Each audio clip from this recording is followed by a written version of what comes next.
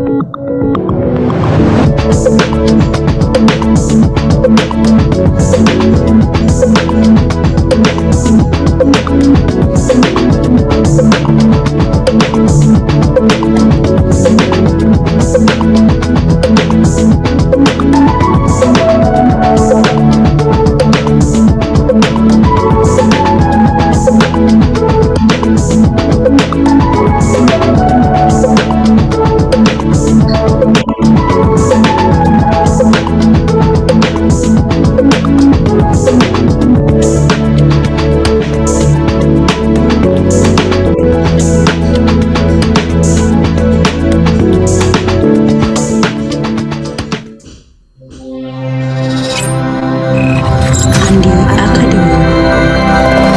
Knowledge to inspire a nation.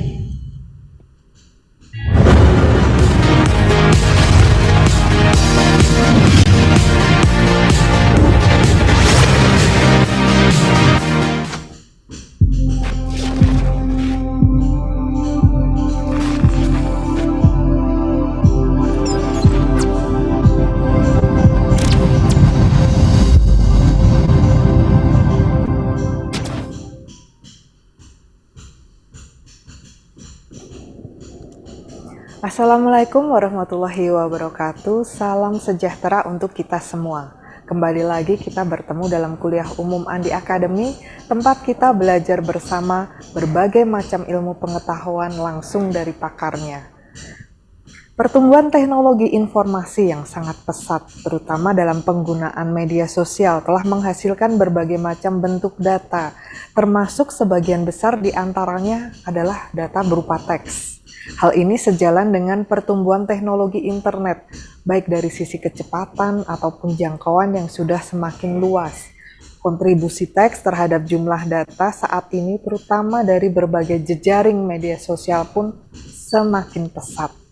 Dan bagaimana caranya agar data-data teks yang begitu terhampar luas ini dapat kita proses untuk mendapatkan informasi-informasi yang kita butuhkan. Nah, untuk itulah pada hari ini penerbit Andi melalui program Andi Academy menghadirkan langsung pakar IT tanah air yang saat ini juga aktif di dunia akademis sebagai Wakil Rektor Institut Tangerang Selatan. Mari kita sambut Bapak Ono Widodo Purbo atau yang akrab kita sapa dengan Pak Ono. Halo Pak Ono, selamat pagi Bapak. Selamat pagi Bu Dwita, selamat pagi buat semuanya. Semoga sehat-sehat, lancar. Yang penting rezeki lancar. Amin. Ya, terima kasih banyak Pak Ono. Sebuah kehormatan Bapak di sini mau berbagi ilmu bersama kita. Nah, Pak, ini di sini sudah banyak sekali yang ingin belajar langsung dari Bapak tentang text mining. Nah, terutama secara khusus hari ini kita akan membahas kaitannya dengan analisis media sosial, kekuatan brand hingga intelijen di internet. Banyak yang sudah penasaran ini Bapak. Silahkan mungkin Pak Ono memberikan paparan materi terlebih dahulu. Waktu dan tempat kami persilahkan, Pak. Terima kasih Mbak Dwita, teman-teman semua. Saya langsung share screen aja. Ini minta maaf ini suaranya rada-rada kacau. Gak apa-apa, Pak. Baik kok, Pak. Gara-gara saya disetrap sama KPU 3 hari di ruang AC. Alah, ilaha illallah. Sekarang nggak bisa ngomong. Aman Pak, tetap bagus suaranya di sini. Aman ya. Oke. Ya. Ilmunya semua bisa dilihat di webnya Andi sebenarnya. Ini saya to the point dulu ya. Nanti saya kasih lihat dalamnya seperti apa. Jadi kalau teman-teman masuk ke webnya andipublisher.com, masukin kata kunci Ono, ONNO, ini kelihatan banyak sekali publikasi yang saya tulis sama teman-teman di sana. Kita akan bahas tentang text mining ini, oke? Analisa media sosial dan kekuatan brand, termasuk intelijen dari brand-brand tadi lah kira-kira. Ada beberapa buku yang akan terbit. Terima kasih Andi. Ini saya yang masuk ke klik kedua. Nah ini akan terbit. Juga nanti ada beberapa buku lagi yang akan terbit lagi. Seru-seru semua bukunya. Kira-kira itu ya. Tapi hari ini kita akan membahas tentang text mining. Logika berpikirnya sederhana banget text mining itu. Sederhananya kira-kira gini. Daripada manusia yang suruh baca internet, suruh komputernya baca internet, dan kemudian komputernya yang memberikan kesimpulan dari apa yang dia baca. Kira-kira sederhananya kayak gitu. Oke. Tapi nanti pelan-pelan saya kasih, ini kalau kita baca bukunya, text mining, itu teknis banget, ada source code-nya segala macam, jadi bisa langsung dipraktekkan. Cuman saya nggak berani ngasih terlalu banyak source code-nya, saya akan ngasih hasil akhirnya dulu ya. Nah, contoh text mining yang dilakukan ini tahun 2017, jadi udah lumayan lama, tentang Pak Anies, Pak Ahok, dan Pak AHY yang waktu itu berkompetisi buat gubernur Jakarta, DKI. Nah, ini kita bisa lihat di Kompasiana. Oke. Jadi kalau mau nyari, cara nyarinya gini nih. Bentar ya. Saya masuk Kompasiana Ono. Jadi silakan cari Kompasiana Ono. Nanti bisa masuk ke kompasianaono.com. Kompasiana.com tentang Ono. Nah, di sini ada ini dia. Jadi saya bikin tulisannya di sini sebenarnya, iseng. Kalau kita klik, nah ini yang jadi masalah. Kompasiana kebanyakan iklan, ya lah. Sekarang jadi banyak iklannya banyak banget. Ini gimana cara ngeklik? Nah ini ada gambar-gambarnya nih, sebenarnya ada 3 gambar ini.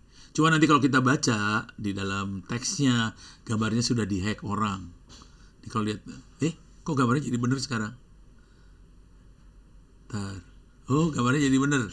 Oke, karena gambarnya bener, saya akan pakai artikel ini. Kemarin dihack, pusing saya ngeliatnya. Oke, tapi kira-kira logikanya gini. Ini waktu 2017, Pak AHY, Pak Ahok, Pak Anies lagi bertanding untuk jadi gubernur. Hari ini Pak Anies bertanding untuk jadi presiden. Oke. Dan waktu gubernur Pak Anies yang menang ya. Nah, kemudian saya iseng. Saya pengen lihat bagaimana komentar publik atau apa yang ditulis di media tentang tiga kontestan inilah, paslon inilah kira-kira. Nah, caranya sederhana. Kalau kita baca di sini, coba akan saya gedein ya hurufnya. Oke. Jadi ini saya iseng-iseng ngoding pakai Python nih. Jadi nanti kalau dilihat bukunya, source code-nya Python. Kemudian saya masukkan ke Google pakai keyword Agus dan Silvi, Ahok sama Anies. Ada 3 keyword ini yang dipakai. Oke. Dan hasil googlingnya diambil 100 URL. Dan karena kita pakai Google, kebanyakan tulisan yang diambil dari media sih sebenarnya. Oke. Cuman ini bisa dilakukan sama manusia. Cuman ini saya lakukan pakai mesin. Oke, nanti di bukunya diterangkan cara pakai mesinnya seperti apa. Oke. Nah, ini pakai mesin diambil, dapetin 100 URL, kemudian itu langkah pertama. Masukin Google, ambil 100 URL. Kemudian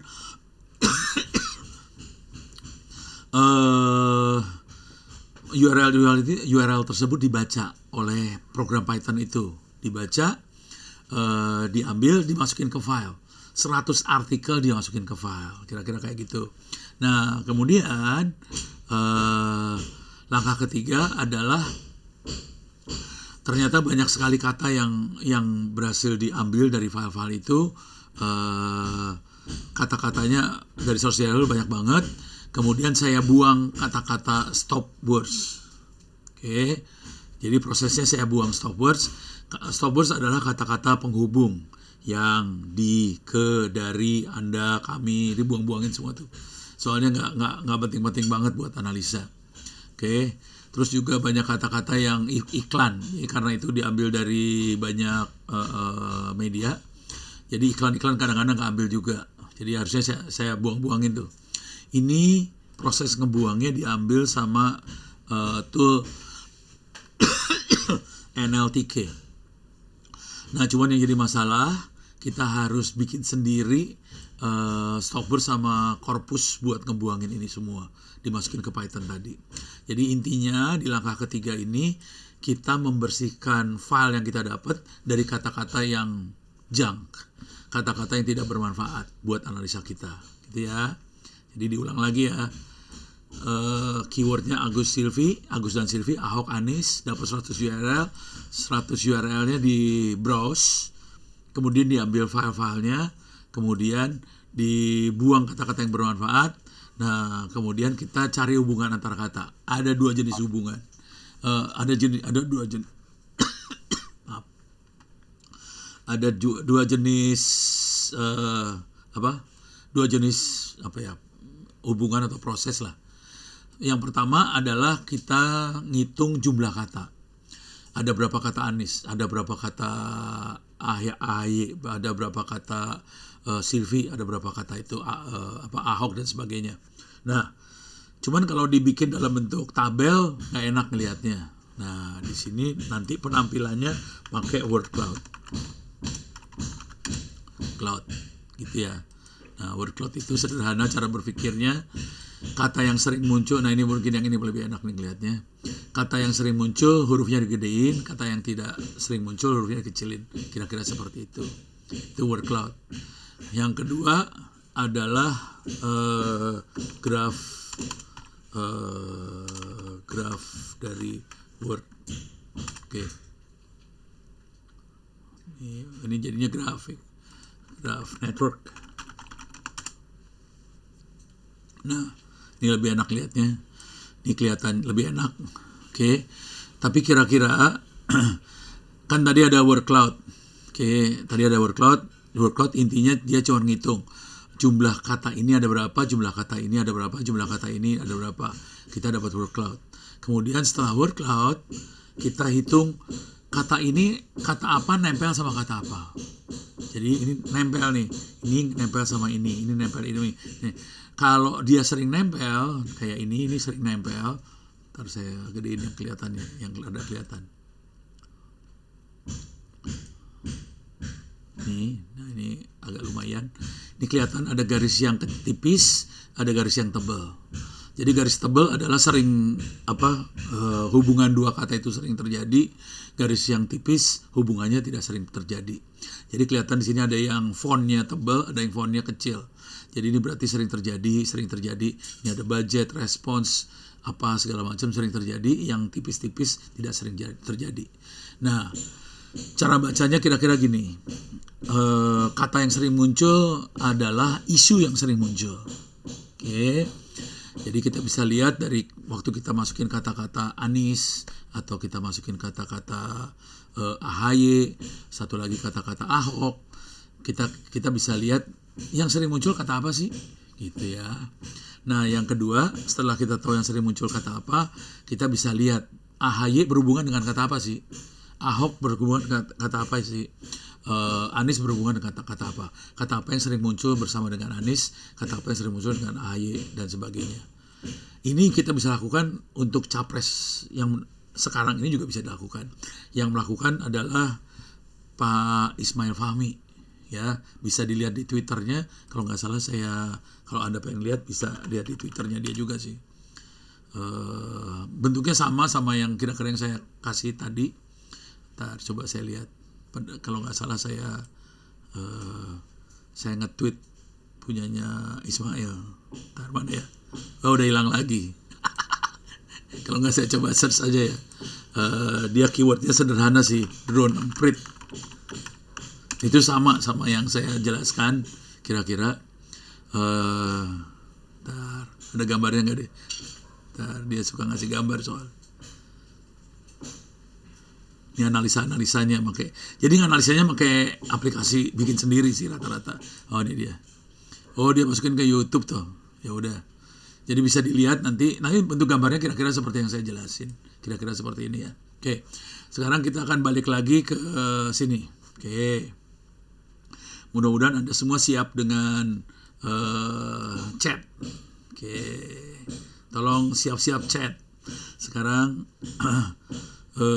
jadi tadi udah gitu kita melihat hubungan antar kata. Oke, jadi kita ngelihat jumlah kata, kita buang terus lihat hubungan antar kata. Oh, oke. Oh ya, nanti kalau ada pertanyaan, komentar dan sebagainya silahkan ditulis di chat ya. Jadi kalau komentar bisa di chat langsung. Nah, sekarang kita dapat salah satu gambar ini. Ini ada gambar nih. Ini ada gambar yang berhasil kita dapat. Satu. Pertanyaannya silahkan tulis di chat. Kan tolong diingat tadi ada 3 cagup ya, calon gubernur. Ada AHY, ada Ahok, ada Anies. Saya ulang lagi, cagupnya ada 3 calon gubernur DKI waktu itu 2017. AHY, Ahok, sama Anies. Ini keluar satu gambar nih, saya kasih lihat satu gambar. Pertanyaannya, ini gambar hasil analisa dari siapa nih? Apakah AHY, Ahok, apa Anies? Silakan tulis di chat. Ini gambarnya siapa? Pusing ya. Ahok. Langsung semua Ahok nih. Coba Ahok. Oke, semua berpikir Ahok. Ini gambarnya Ahok. Jadi di sini ada Ahok, ada DKI, ada Jakarta. Jadi kayaknya ada hubungan antara Ahok, DKI, Jakarta, warga, ketua dan sebagainya. Ini satu Anies. Minta maaf. Ahok dan Anies salah ini sebenarnya. Saya kasih lihat ya, ke bawahin pelan-pelan. Oke. Mudah-mudahan kebaca nih. Saya gedein lah. Ini persepsi online terhadap Agus Silvi. Jadi ini AHY ini gambarnya AHY. Jadi saya masukin keyboard AHY dan Silvi, yang keluar gambarnya seperti ini. Ahok DKI Jakarta.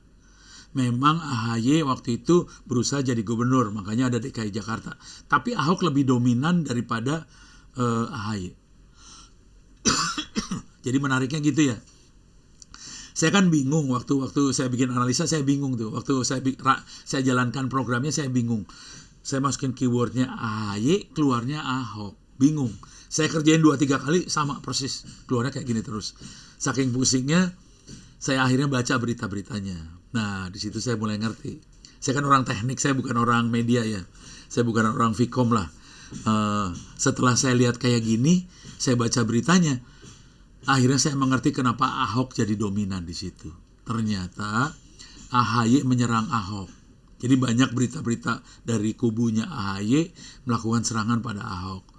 Akibatnya nama Ahok naik. Yang jadi masalah adalah AHY sendiri kadang-kadang suka ganti-ganti nama. Kadang-kadang AHY, kadang-kadang SBY, kadang-kadang Agus Silvi. Nah, itu ganti-ganti nama itu masalah buat branding. Akibatnya AHY-nya yang tewas. Gitu. Dia melakukan serangan tapi akhirnya jadi bunuh diri. Brandnya jatuh sendiri gitu. Ahoknya malah naik gitu. Terus ya, jadi tadinya saya nggak ngerti sih, jujur saya nggak ngerti tadinya. Setelah dijalankan saya baru mengerti. Oh oke. Rupanya ini akibatnya. Kalau dia ganti-ganti nama, akibatnya justru lawan yang namanya naik.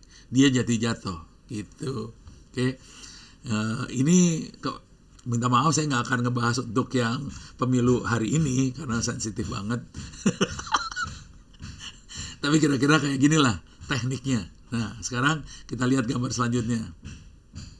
Oke. Nah ini Ahok. Ini berita-berita tentang Ahok. Oke. Ahoknya memang dominan sekali, cuman kita bisa lihat kata-kata yang nempel dengan Ahok. Kata-katanya adalah sidang, Jakarta, ada saksi, ada amin, ada apa. Tapi ini sidang, Islam, segala macam ini ternyata adalah kata-kata yang menjatuhkan Ahok. Akhirnya Ahok disidang dan masuk penjara. Jadi ya Ahok secara brand bagus, ada persamaan sama sentimen dengan teks analisis. Oke. Ini saya selesai dulu bentar ya. Oke. Nah, kemudian yang terakhir ini dari Pak Anies. Jadi Anies itu yang dominan bukan Aniesnya ternyata.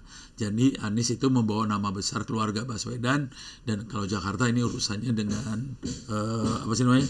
Ya karena mau jadi DKI. Oke, sekarang saya coba jawab pertanyaan dari Mas ini ya, Muhammad Fatur Rahman. Izin bertanya, apakah ada persamaan antara sentimen analisis dengan text mining? Oke.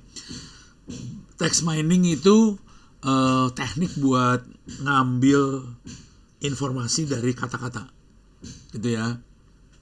Jadi waktu kita ngambil informasi dari kata-kata ada beberapa proses yang dilakukan. Pertama, kita harus bikin aplikasi buat ngambil teks. Kalau ini teknik nyonteknya ya, tapi nanti di mana sih, di buku juga dijelasin. Cuman kalau males bisa masuk ke GitHub. Maaf ini suara kacau begini. Ini dengan perjuangan ini saya ngomong. Susah payah ngomong. Paling gampang kata kunci yang baik adalah scrap web. Oke, scrap web. Nanti kita bisa cari aplikasi yang udah jadi untuk scraping web. Kalau mau lebih enak klik aja Python. Jadi kita bisa dapat aplikasi buat scrap web yang pakai Python. Jadi kita bisa ngambil bentuknya teks di web pakai Python. Kalau kita sudah punya tulisan dalam bentuk doc, ini nggak dibutuhin sih sebenarnya, gitu ya. Jadi pertama scrap web. Yang kedua adalah stemming sih sebenarnya. Stemming bisa saya search lagi nggak? Tapi diterangin di ini saya juga sih buku saya. Cuman kalau di buku bentuknya tulisan, kalau ini stemming. Ini sudah banyak aplikasi untuk stemmer, oke? Ada PyStemmer segala macam. Stemmer ini fungsinya adalah untuk merubah kata menjadi kata asalnya. Misalnya membagi, kata asalnya adalah bagi, memnya dibuang. Jadi stemmer fungsinya untuk merubah itu. Nah, kita harus cari stemmer bahasa Indonesia. Setelah itu juga, jadi stemmer intinya merubah kata-kata dari yang gede jadi itu. Nah, setelah itu kita perlu ini ya, perlu ngilangin stop word, kata hubung. Nah, itu intinya itu dari text mining. Nah, sekarang sesudah dapat text mining, kita melakukan sentiment analysis. Yang tadi belum, nggak ada sentiment analysis yang tadi ya. Yang tadi cuman ngelihat kata apa yang banyak muncul, terus hubungan antar kata. Tapi belum ada sentiment analysis. Nah, kalau sentiment analysis itu sudah mainan machine learning sebetulnya. Sentiment analysis kira-kira gini lah. Ini mainan mainnya machine learning, nggak dijelasin dalam text mining ya. Tidak dijelaskan dalam buku text mining saya. Cuman kira-kira logika berpikir sentiment analysis kira-kira kayak gini. Oke. Ntar enaknya saya akan bikin, mudah-mudahan kebaca, saya akan gedein ini. Salah, jang.txt. Oke, saya akan besarkan supaya enak lihatnya.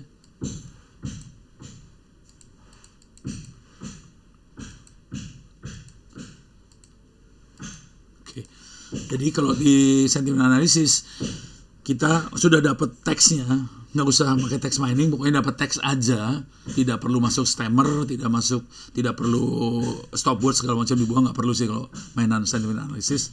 Tapi kita perlu dapetin tulisannya. Cuman program yang kita pakai harus kita training dulu. Kalau ada tulisan misalnya kayak gini, Jogja adalah kota yang nyaman. Oke, ini sentimennya positif. Kita kasih kode dulu. Jadi kita kasih training dulu softwarenya. Kalau ada kata-kata seperti ini positif. Misalnya, dia jahat sekali. Ini negatif.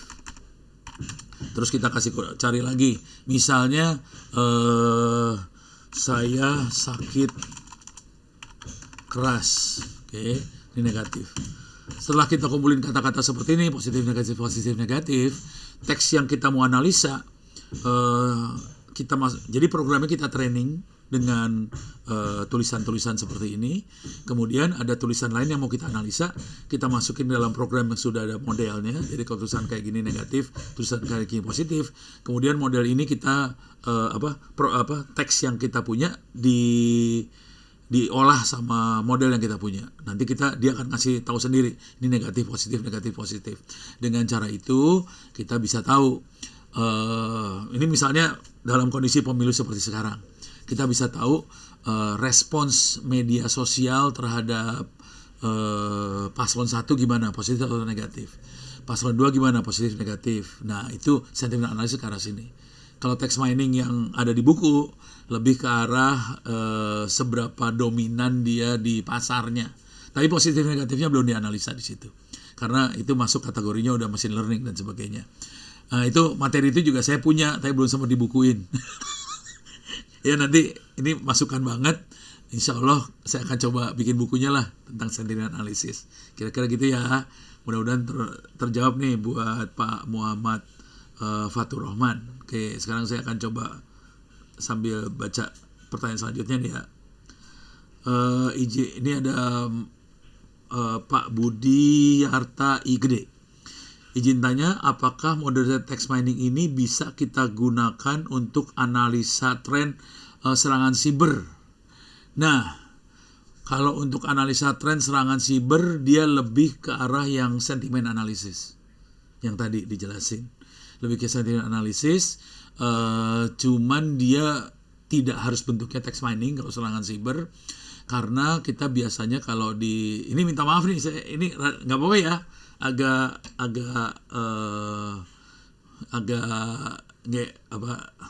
pindah-pindah topik. Kebanyakan serangan siber jadi ada 2 jenis serangan siber. Kalau secara umum ada 2 jenis. Ada jenis yang fisikal banget, jaringan banget, datanya biasanya berbentuk tabel. Kalau itu kita biasanya pakai bukan text mining. Jadi kita kayak analisa machine learning biasa sih sebenarnya. Nah, kalau yang bentuknya tulisan, baru kita main yang text mining sama sentiment analysis, itu dimainin.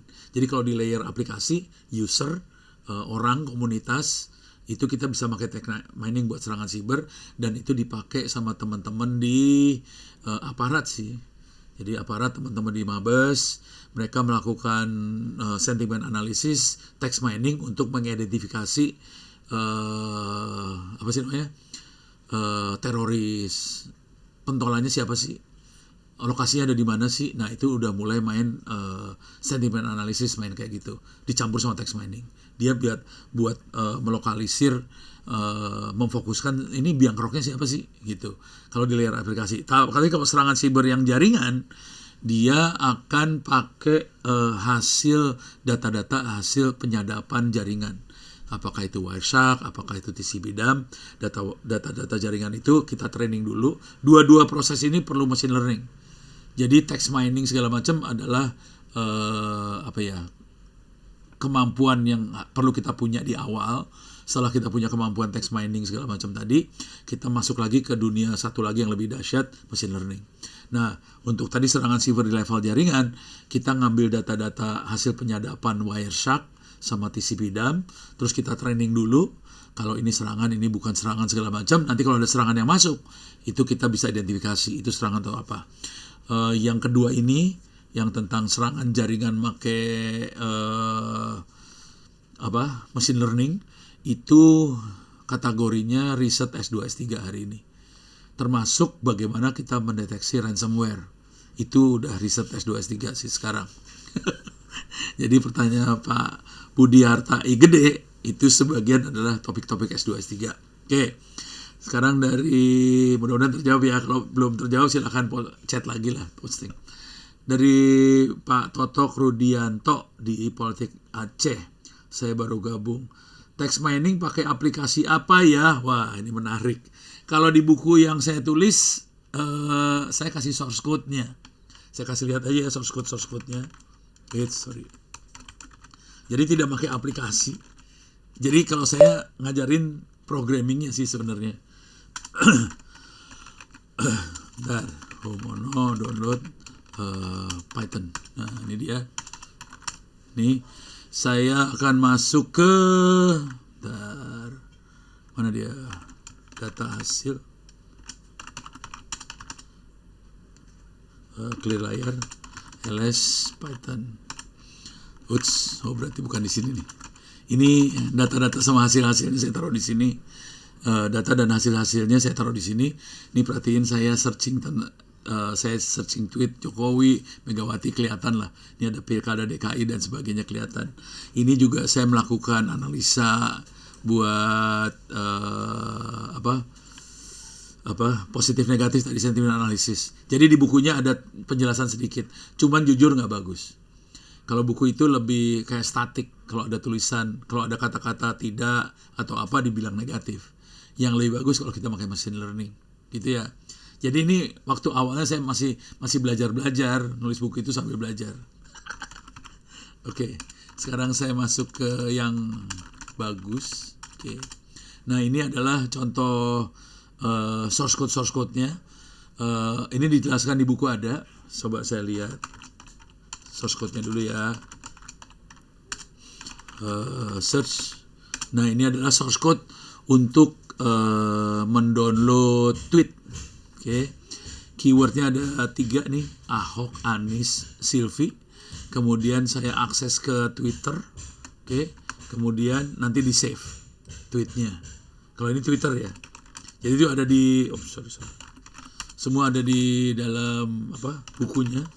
Coba kita lihat lagi.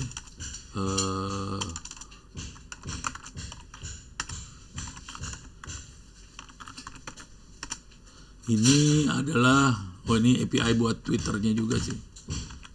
Jadi kira-kira kayak gitulah. Bentuknya kayak gini.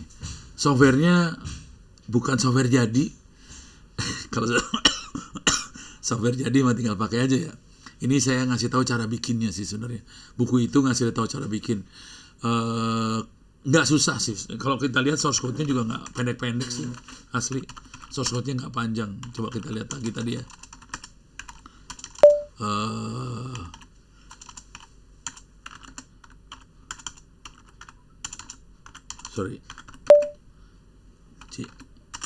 Ini source code-nya pendek sih.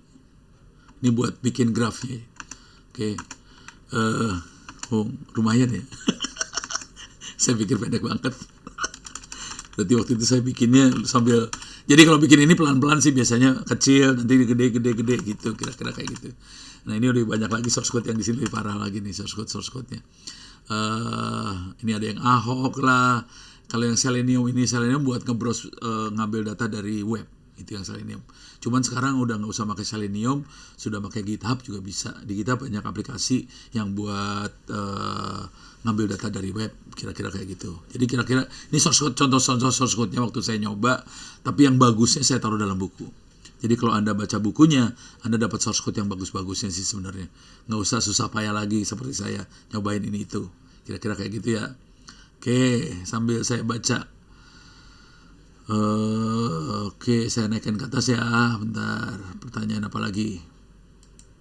Ini pertanyaan banyak banget ya. Ini sambil, ini lambat. Oke, saya coba lihat ke atas nih. Sorry.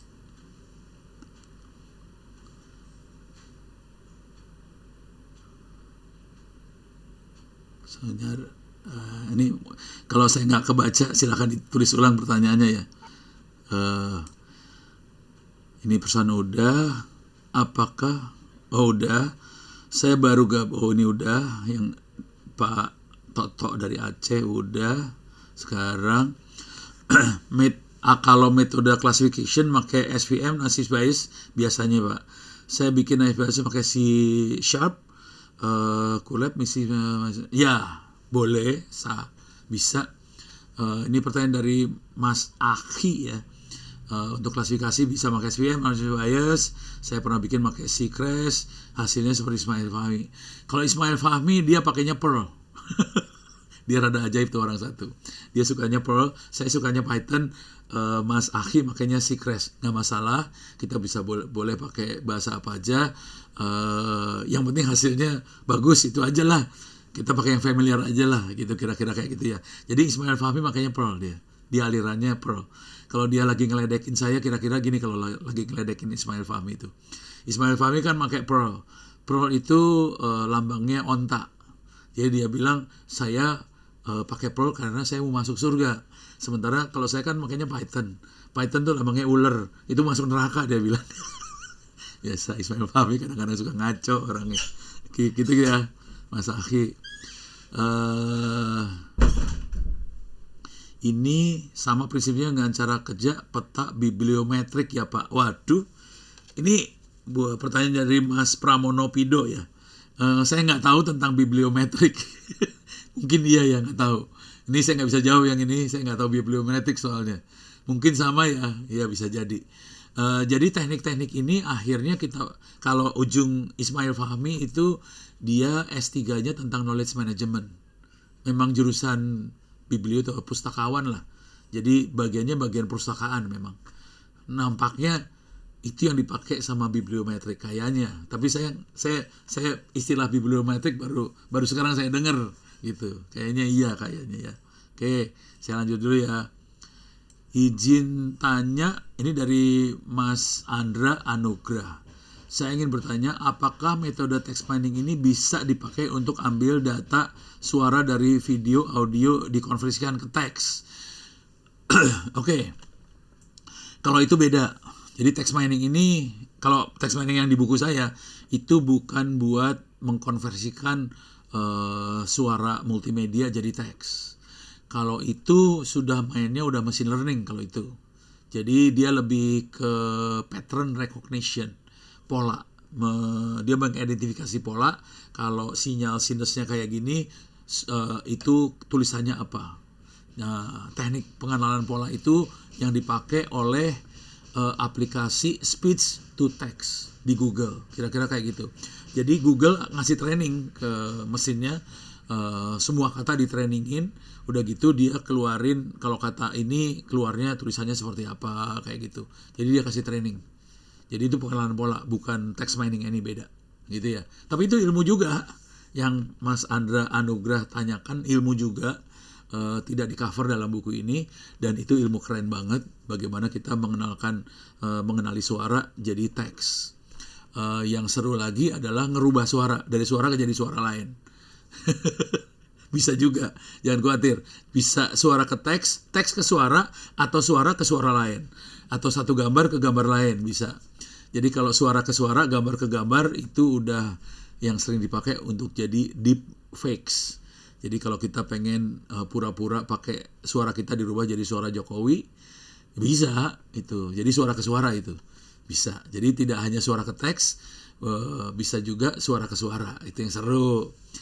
Saya udah nyoba. Kalau mau iseng nyari di GitHub, bisa masukin kata kuncinya deepfakes, keluar tuh banyak aplikasinya pakai Python segala macam, bisa. Gitu. Tapi yang ini bukan. Oke. Ini dari Mas Renaldo Fajar Nugraha.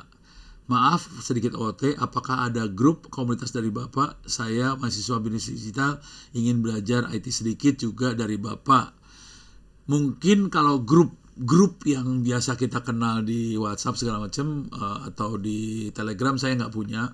Saya nggak terlalu suka pakai HP soalnya, parah, layarnya kecil, pusing bacanya. Jadi saya banyaknya pakai Twitter. Jadi teman-teman banyak diskusi pakai Twitter, alamatnya Ono W Purbo, ONNO W Purbo, nyambung semua. Jadi itu kita bisa diskusi di situ.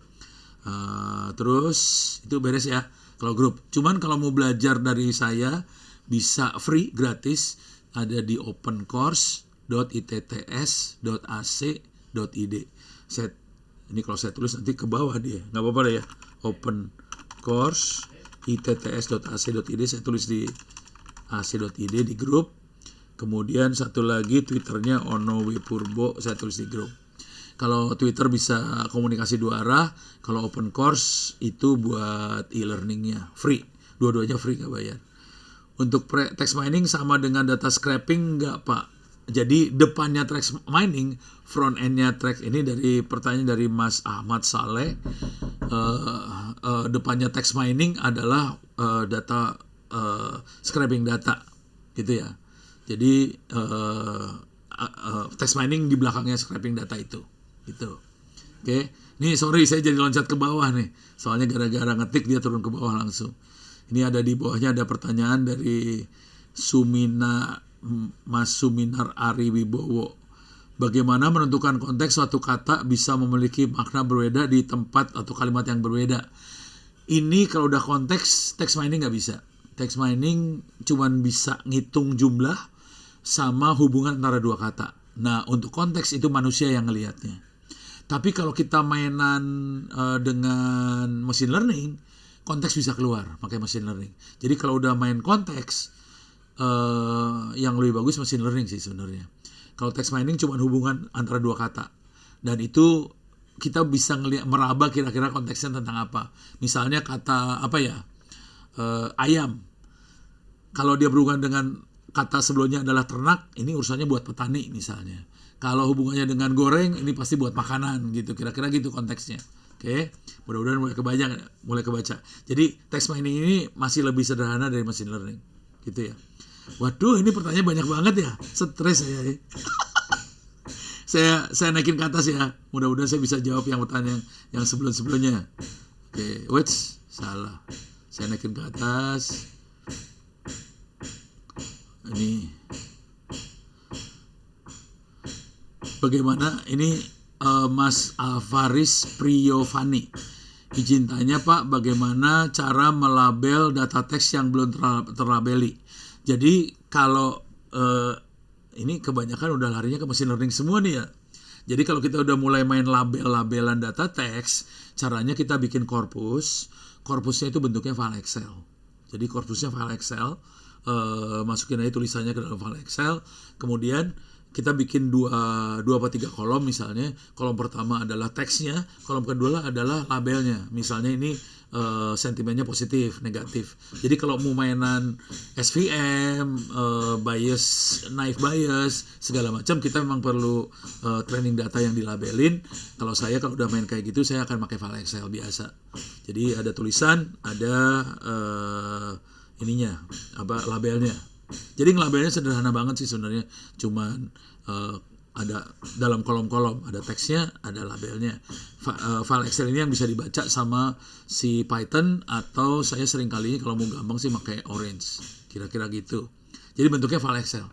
Kalau filenya gede, kepaksa mau gak mau kita harus pakai CSV kayak comma separated value apa segala macam, pakai kayak gituan buat memisahkan antar kolom, kira-kira gitu ya. Ini buat Mas Afri Aziz Priyovani. Buat Pak Ngapus ya Haan, untuk research trend 3-5 tahun ke depan bagian text mining arahnya kemana Pak? Mohon masukan. Arah ke depan semuanya rata-rata lebih ke arah machine learning dan teman-temannya. Cuman kemampuan text mining ini akan sangat membantu machine learning, kira-kira kayak gitu. Soalnya machine learning kalau dia harus nganalisa tulisan yang kompleks, dia pusing biasanya. Jadi kalau teksnya udah dimasukin ke stammer dulu, dapetin kata-kata yang ininya, terus udah gitu, apalagi kalau kita udah pakai NLP, Natural Language Processing, kita bisa misahin antara subjek, predikat dan sebagainya, itu lebih enak buat mainan machine learningnya. Nah, di ujungnya adalah kita main generative AI. Saya ulang ya, generative AI. Jadi artificial intelligence yang buat mengenerate sendiri hasilnya. Contohnya kita bisa lihat sekarang udah ada Bard, google.com, ada ChatGPT, itu mainnya generative AI. Di belakang itu ilmu yang ini semua. Tapi ditambahin sekarang pakai algoritma buat generate, bisa jawab gitu lah, generate AI. Kira-kira kayak gitu. Oke. Makin lama makin keren sih, research-researchnya lucu-lucu. Coba saya lihat ke belakang-belakang ya, mudah-mudahan bisa ketangkep yang pertanyaan yang awal-awal. Ini udah geometrik. Ini konteks udah, coba ke bawah lagi. Pak Ono, kalau kita sambil seling pertanyaan dari YouTube peserta yang sudah masuk pada saat pendaftaran, apakah bisa Pak nanti? Boleh. Atau Pak Ono selesaikan materinya lebih dahulu? Ini materinya udah sih. Oh ya udah, oke. Materinya Karena udah. ini banyak juga yang masuk dari form pendaftaran kita kemarin. Oh, boleh. Pertanyaannya juga nggak kalah banyak. Jadi kita selang-seling ya Pak, Iya, sambil iya, iya, iya. membahas yang di chatroom, kita selang-seling. Oke, saya bacakan ya Pak ya. Ya. Salah satu pertanyaan yang masuk dari Woro Retno. Perangkat lunak apa yang dibutuhkan untuk menganalisa intelijensi sentimen media sosial? Oh, ini ada yang pertanyaan mirip sama yang tadi itu sebenarnya. Eh, Kalau mau bikin Oke, sendiri, kalau mau bikin sendiri di buku yang saya jelaskan kita hanya butuh Python. Cuman di Python itu banyak sekali library. Jadi kita butuh ngedownload library tambahannya. Itu semua free rata-rata. Kita perlu download dan itu bisa kita pakai. Jadi satu Python, kedua itu library untuk melakukan stammer bahasa Indonesia diterangkan di dalam bukunya. Itu hari ini udah lebih bagus daripada apa yang ada di buku itu. Jadi kita udah lebih gampang buat memisahkan kata asalnya dalam bahasa Indonesia. Stammer itu misahin kata asal bahasa Indonesia. Terus kita perlu bikin script sedikit untuk ngebuang stopwatch. Jadi itu kita bikin semua sendiri. Kalau untuk visualisasinya, untuk bikin gambarnya segala macam, di buku ada beberapa aplikasi yang dipakai. Cuman kalau mau pakai yang sudah jadi, udah mulai banyak juga sih. Bisa pakai Orange, bisa pakai RapidMiner buat visualisasi kata-kata yang kita hasilkan tadi. Jadi kalau visualisasi ada aplikasi-aplikasi tambahan. Kalau pakai Orange free, jadi sebagian free, sebagian bisa bayar. Cuman kalau yang diterangkan di buku ini untuk aplikasinya semua tidak bayar sih. Kalau pengen lebih enak kita bisa pakai Orange. Orange belakangnya Python juga gitu. Kira-kira itu jawab singkatnya kira-kira. Itu Bu Dwinita. ya, oke. Ya, baik. Kemudian satu lagi dari Aditya R. Mitra dari Universitas Pelita Harapan, Pak. Di sini menanyakan, izin bertanya Bapak, apakah brand position atau brand awareness dalam konteks text mining selalu melibatkan asosiasi manusia dengan merek secara emosional dan psikologis? Apakah ada pendekatan alternatif? Terima kasih. Nanyanya susah banget ya. Jadi saya ulang mungkin Bapak. Enggak apa-apa. Aku coba jawab. Ya, Pertanyaan kecanggihan dan sulit sih sebenarnya. Tapi kira-kira gini logikanya. Si software yang saya terangkan ini blow on. Nggak secanggih itu. Dia nggak tahu emosi. Jadi dia nggak tahu emosi ya. Jangan khawatir. Jadi software ini bodoh banget, nggak tahu emosi. Dia cuma ngelihat jumlah kata dan hubungan dua kata. Sisanya yang melakukan analisa adalah manusia. Jadi masalah emosi, masalah yang lain-lain tadi, hubungan manusianya itu manusia yang analisa. Jadi tool ini cuma membantu manusia untuk dapetin. Ini kata-kata yang penting apa aja sih? Keluarin. Kemudian kata ini berhubungan sama kata apa sih? Dikeluarin. Sisanya kita yang ngelihat. Oh ini kayak tadi. Oh Ahok masuk penjara karena ada kata pengadilan lah, kata apa. Itu mesinnya nggak tahu bahwa itu hubungannya sama penjara. Yang tahu adalah kita sebagai manusia. Jadi kira-kira gitu. Jadi yang lebih pintar manusia tetap, mesinnya sih blow on. oh ya, oke. Jadi kembali lagi kepada usernya ya Pak Ono ya. Iya, kita yang analisisnya kita yang jago. Tetap manusia di atas komputer. Analisnya, oke. Ya, baik Pak. Kemudian satu lagi pertanyaan dari peserta yang mendaftar sebelum kita beralih kembali ke pertanyaan yang di chatroom ya Pak ya. Di sini ada Muhammad Kevin Hardiansyah dari Universitas Islam Sultan Agung Semarang. Pak Ono, bagaimana cara mengambil data pakai API dari item data tanpa limit? Dan bagaimana menghandle data yang berjumlah ratusan ribu data? Jadi kalau pakai API harus baca dokumentasi API-nya dulu ya.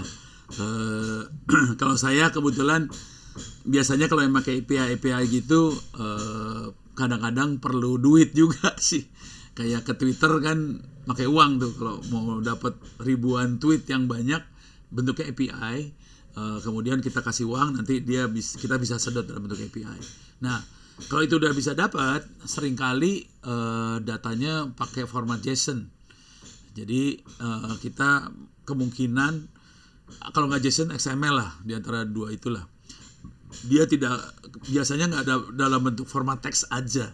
Jadi dia pasti dipakein selubung, apakah itu JSON atau apa. Nah, konsekuensi dari itu kita harus cari lagi di GitHub tool-tool yang bisa ngebuka format itu supaya bisa jadi data biasa. Setelah itu kita akan menghandle data yang jumlahnya besar banget, karena asli data-data yang di Twitter atau apa itu besar-besar semua. Nah, paling gampang kalau ngendel data besar, tapi kita nggak terlalu cuma nyimpan aja, disimpan dalam bentuk CSV. Cuman kalau orang-orang yang lebih profesional, kalau kita buat belajar bisa CSV.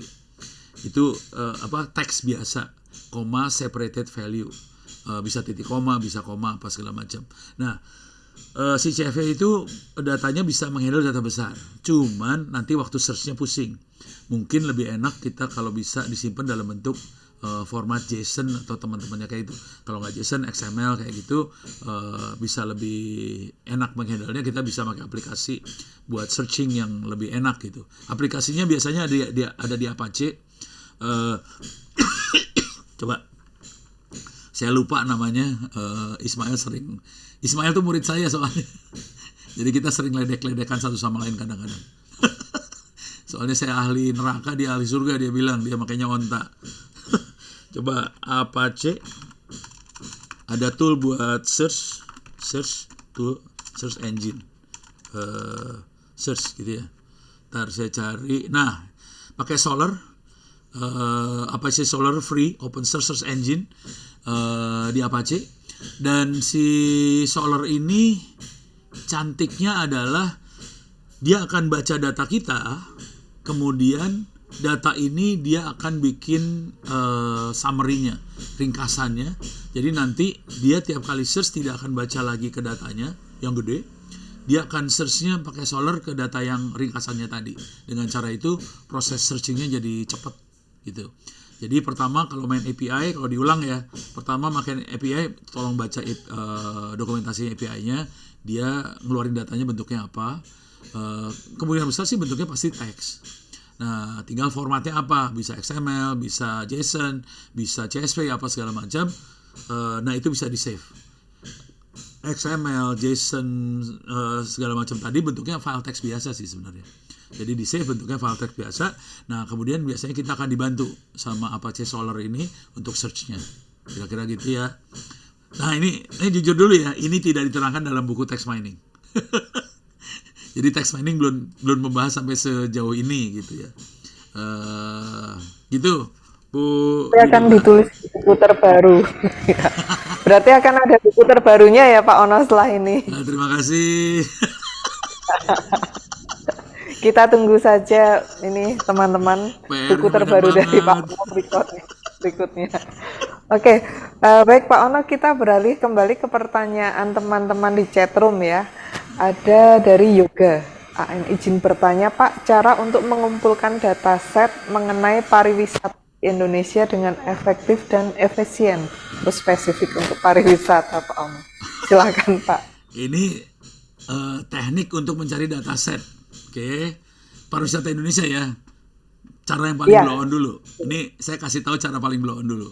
Cara, tapi saya jujur dulu ya. Saya jarang main ke pariwisata. Nah, kalau saya main di cyber security, caranya cuma gini doang, dataset cyber security, cyber attack. Ada orang-orang yang udah nyimpen dataset ini ada. Jadi langsung kita bisa cari nih, bisa dilihat di sini. Jadi ada dataset ini, kemudian kita tinggal klik ambil datasetnya. Jadi ada, kadang-kadang udah disediain, kadang-kadang. Tapi kalau Indonesia bakal seru. Tempat dataset lain yang keren misalnya Kaggle lah. Kaggle udah bagus banget. Ini ada dataset. Oke. Nah, kita pakai doa. Kalau di Kaggle kita pakai doa ya. Apakah udah ada orang yang sudah ngasih dataset? Misalnya Kaggle biasanya untuk konsumen luar. Jadi misalnya pariwisata apa ya? Kita coba tourism gitu ya. Tourism. Cuman ini kan luar negeri nih ya. Nah, ini ada tourism website Engage, Thailand domestic tourism, ini Chinese, ada apa Iran, segala macam ada. Nah, logika berpikirnya kita lihat dulu dataset ini rata-rata datasetnya gede-gede, dan Kaggle itu bagusnya selain dataset, kadang-kadang kita bisa ngelihat contoh coding waktu untuk analisa dataset tadi. Jadi orang yang ngasih dataset juga dia seringkali juga ngasih contoh codingnya, karena mereka kan nulis paper jurnal apa segala macam, dia bikin datasetnya, dia bikin codingnya, udah gitu dia upload semua ke Kaggle. Oke, dengan cara itu kita udah punya contoh codingan dan format datasetnya, gitu ya. Dan kita bisa belajar. Cuman memang bukan tourism Indonesia di sini. Ini yang ada Thailand, Taiwan, Iran, Singapura. Jadi kita bisa lihat caranya gitu. Nah, kalau mau khusus pariwisata Indonesia, kalau ini udah pakai doa banget nih. Pariwisata. Nah, ini banyak. Ada Oh, ada. Tapi ini terbatas datasetnya ya. Ini Bandung, Jogja, Bandung. Oh, orang Bandung yang banyaknya dagang nih. Jangan sama Jogja nih. Daerah lain masih kurang. Jadi kita bisa lihat kira-kira seperti ini. Ini ada dataset pariwisata. Kita bisa coba sih. Dari dataset yang ada kita bisa coba. Dengan berbekal ini kita bisa kembangkan untuk daerah pariwisata yang lain di Republik ini gitu. Jadi kira-kira kayak gini cara bermainnya. Nah, kalau mau agak ngaco dikit, ini yang jadi tadi bisa kita pakai Google, dataset pariwisata, bisa untuk Kaggle, atau kalau mau ngaco banget kita bisa mainan dengan BART misalnya. BART Google ini kan buat ini ya, buat machine learning. Nah, sekarang bisa kita bikin dataset pariwisata. Paling enggak kita bisa dapat frameworknya lah. Kira-kira sebuah dataset pariwisata harusnya seperti apa sih? Nah, kita bisa baca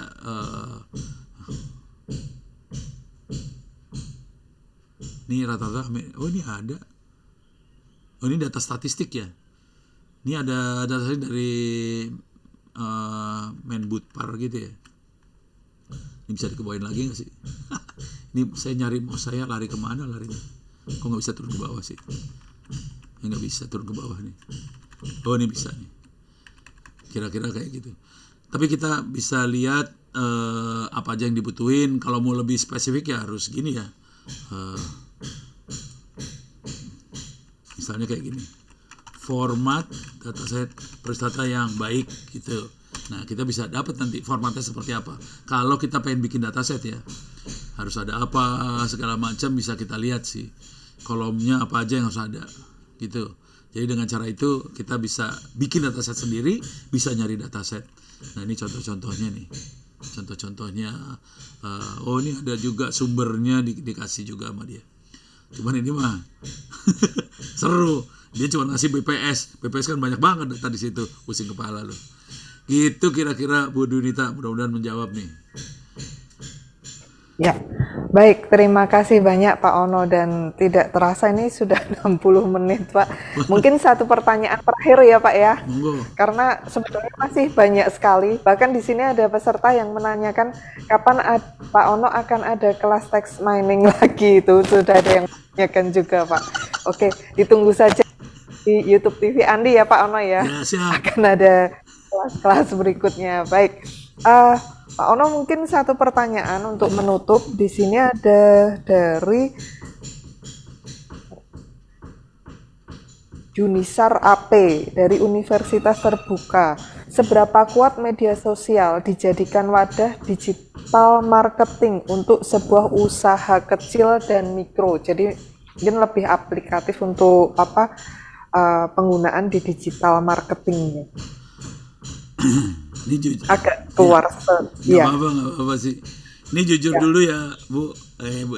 Iya, Bu. Siapa tadi? Laki perempuan nggak tahu deh. Ya. Junisar. Oh, Ibu dari ya? Junisar. Junisar, ya udah. Bapak, Ibu Junisar. Bapak ya. Junisar AP dari Universitas Terbuka, ya. Kalau mau gombal, kalau mau jujur terus terang aja, hari ini kebanyakan media kita sudah mulai ketar-ketir dengan media sosial. Cara ngelihatnya sederhana banget. Sebagian besar iklan di Republik ini larinya ke media sosial, apakah itu YouTube, apakah itu Facebook. Jadi iklan lari ke sana. Apa yang kita bisa baca dari situ? Sebetulnya orang lebih suka ngelihat YouTube, ngelihat Facebook, ngelihat Twitter, ngelihat Instagram dan sebagainya. Konsekuensinya iklan larinya ke sana. Konsekuensinya kalau kita mau marketing segala macam, bagusan di media sosial dibandingkan dengan media normal. Itu ya. Cuman untuk kegiatan formal kita sering kepake yang normal. Cuman kalau sebetulnya kalau bermain kalau mau yang benernya sebenarnya media sosial itu lebih dahsyat sih sebenarnya. Cuman media sosial itu ganas banget. Jadi itu kan kayak masuk ke hutan rimba banget. Tidak terstruktur, jadi kita kayak harus main hukum rimba di sana. Konsekuensi nggak ada moderatornya, nggak ada wartawannya, nggak ada redaksinya, nggak ada budwinitanya, nggak ada tuh. Ya akibatnya kita harus benar-benar jago melakukan posting dan sebagainya, dan kita harus jago menganalisa tentang hasil dari posting kita, apakah kita bisa naik ratingnya atau enggak. Nah ini memang banyak dibantu oleh Google Trend dan sebagainya. Jadi Google Trend sangat membantu kalau udah mainan di situ. Kalau kita punya kemampuan text mining segala macam, kita bisa cari sendiri apakah brand kita naik, apakah orang punya sentimen positif terhadap brand kita. Kita bisa pakai ilmu-ilmu ini buat nganalisa juga. Kalau nggak mau pakai ilmu, kita bisa bayar. Google Trend bisa dibayar segala macam. Cuman kalau mau jujur, ya hari ini media sosial lebih menjanjikan dibandingkan dengan media yang konvensional. Kira-kira kayak gitu sih jawaban singkatnya. Gitu Bu Dinita. Baik, terima kasih banyak Pak Ono, dan terima kasih juga atas antusiasme yang luar biasa dari peserta kuliah umum kita hari ini, dari segenap pemirsa TV Andi, baik yang tergabung di kanal Zoom kita maupun kanal YouTube kita. Terima kasih Pak Ono sudah menjawab banyak sekali pertanyaan, walaupun mungkin bisa dibilang lebih banyak yang belum terjawab ini Pak. Sangat banyak. Nah, mungkin kita bisa bahas kembali dalam topik-topik berikutnya, dan untuk